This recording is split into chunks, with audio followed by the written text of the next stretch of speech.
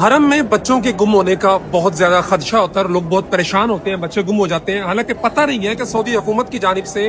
ان بچوں کو والدین کے ساتھ اٹیچ رکھنے کا اور گم ہونے سے بچانے کا بڑا زبردست طریقہ متعارف کروایا گیا۔ باب ملک فہد سے آپ داخل ہوتے ہیں، باب ملک عبدالعزیز سے آپ داخل ہوتے ہیں، باب عمرہ پہ آپ جاتے ہیں، یہ دیکھیں یہ سائڈ پہ خواتین والا سیکشن ہے، وہیں پہ اس کے ساتھ یہ ایک مشین رکھی ہوئی ہے، یہاں پہ ایک بھائی موجود ہے، آپ ان کو بچہ بتاتے ہیں، بچے کا نام بتاتے ہیں اور نیچے اپنا فون نمبر لکھواتے ہیں، اور اس کے بعد یہ پروسیس ہوتی ہے اور ایک بار کوڈ نکلتا ہے ہاتھ میں پہننے کے لیے کھڑا، اس کے اوپر سارے ڈیٹیل ہوتی ہیں۔ آپ کا بچہ جو ہی گم ہوتا ہے، کوئی پولیس والا اس کو دیکھتا ہے، روتا ہوا دیکھتا ہے، یا کوئی اور آپ کے بچے کو ڈھونڈتا ہے، ملتا ہے، وہ اس کو پولیس کے حوالے کرتا ہے، تو فوراً اسکین کرتے ہیں، آپ کا فون نمبر، آپ کے ہوٹل کی ڈیٹیل، ہر چیز